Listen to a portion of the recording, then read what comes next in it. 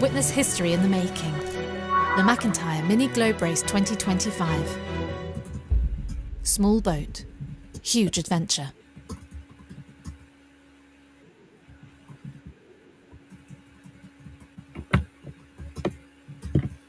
Well, good morning, everyone. It's Monday morning here. Beautiful day in Fiji. Another clear blue sky and a gentle breeze, but a bit more breeze than we expected. So Peela's been rocketing through the night. Managed to find the wind, and the tide worked out right for her to get through the reef passage into the lagoon here, and she's making good time. So we may see her in about an hour from now. So keep an eye out for that, and we'll be out there. We've been up for a while doing bits and pieces, trying to make sure it all happens smoothly. But Peela's failed to do one bit of the paperwork. The managers are advised when they're doing all the advance notice that the documents have to go to customs and obviously to clear into the country.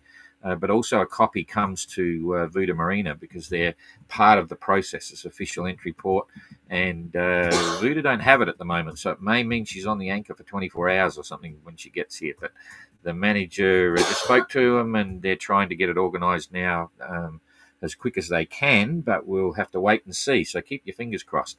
The processes here are really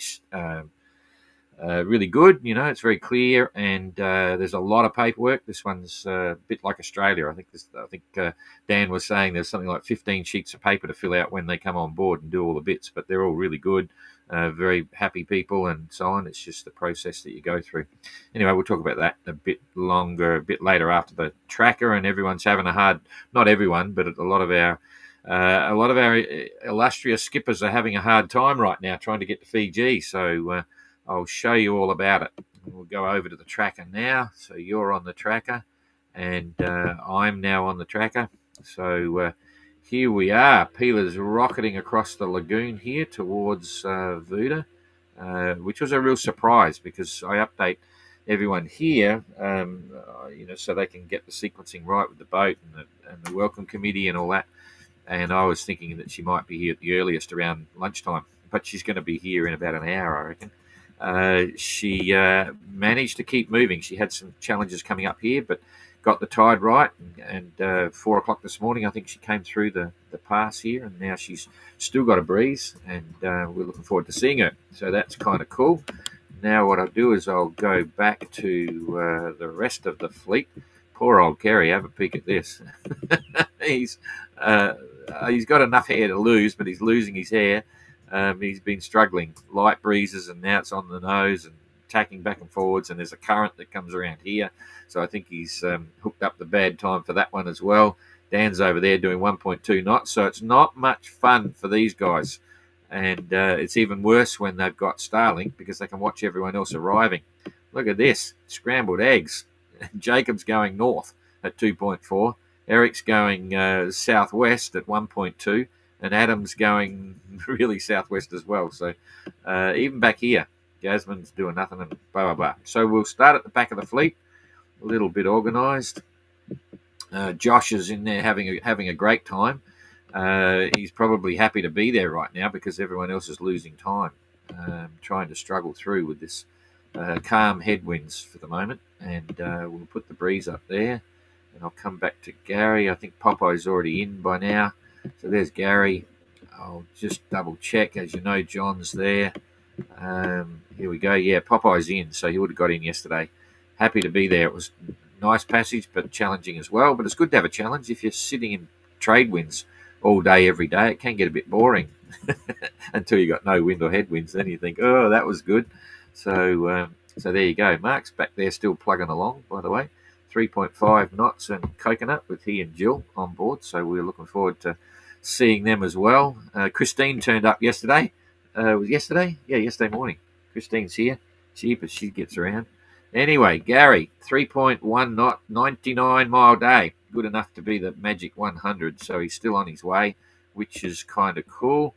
And then Josh is there. Jasmine got away. So she's on the road.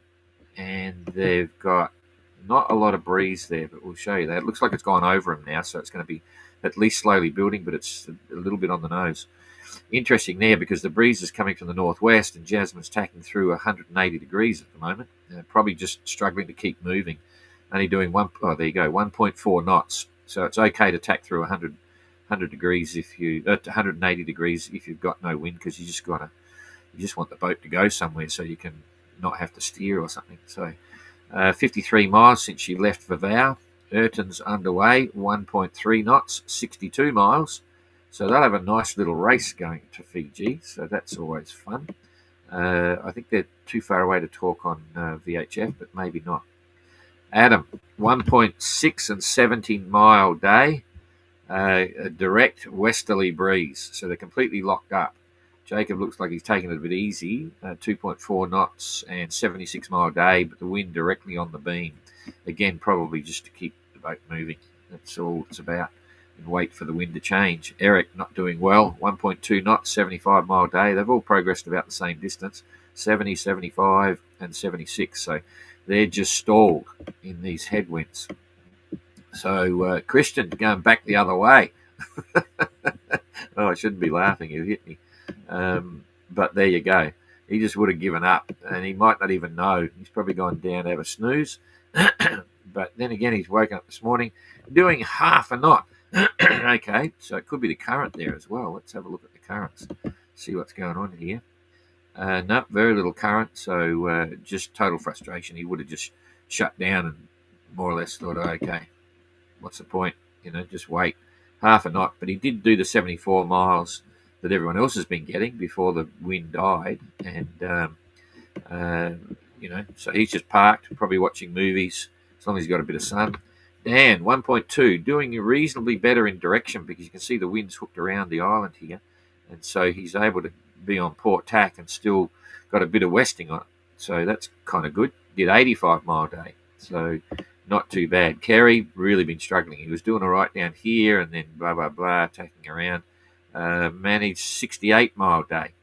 And Pila, when she got up here, she was in close. You can't see it here, but well, her track looks reasonably consistent, but she came right in pretty close and was going very slow, doing 1.5, 2 knots and so on, but then she eventually arrived at the entrance here. If I zoom in on that, we'll be able to see the reefs, I think. There we go. Yeah. She was sitting in really tight here coming around, and she just got here right on the right tide, so she's doing 2 knots. Came through the pass. I was up checking every few hours, and about 4 o'clock this morning she picked up to 4.5 knots, so she got a kick through the pass, and then when she got in, she came under the effect, the lagoon's got its own weather in here, and came under the effect of like a land breeze and managed to be straight line, really zipping along. So she's now doing 4.3, but not talk too long. She'll beat us there like Dan did. 4.3 with 4 miles to go. That was at quarter to... No, hang on a sec. We're up in a new one now. Okay, it's getting hectic. Okay, she's there in 45 minutes, so we've got to go in a minute. Yeah, we've got to pack up and go. So I'll just sign this off and then leave you to it. 4.4 knots. She's got 3 miles to go. She'll be there in 3/4 of an hour. So she's going to be there about 8:45 now. So watch this space. That's it. We're out of here in 2 seconds.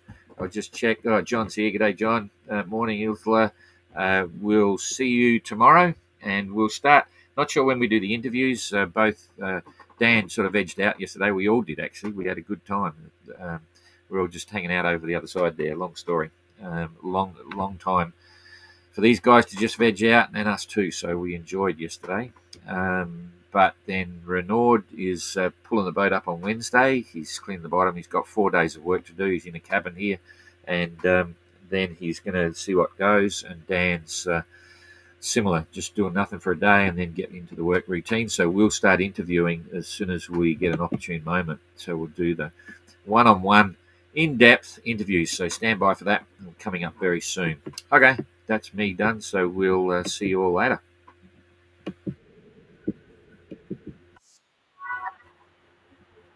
There's history in the making. The McIntyre Mini Globe Race 2025. Small boat. Oh, I forgot to change the huge bloody adventure. thing.